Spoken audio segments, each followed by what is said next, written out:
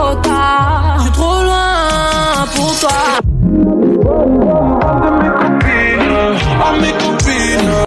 Hindi sa lahat ng panahon ay malakas tayo. May mga pagkakataong tinatamaan tayo ng pagod, panghihina at kalungkutan. Sa mga oras na tayo'y nadudurog, huwag kalimutan na ang Diyos ay laging nariyan, handang magbigay lakas at pag-asa. Ang tunay na lakas ay hindi laging nagmumula sa ating sarili, kundi sa pagtanggap ng kanyang tulong at gabay. Sa kanyang pagmamahal, muling babangon tayo at malalampasan ng lahat ng pagsubok. Karatong kwa guys.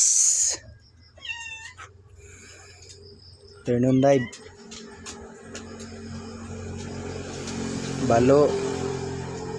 Surahan o kuan labahita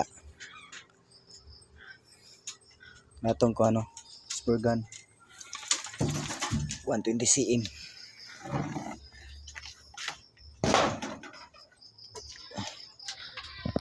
Okay, pas na piti na sad.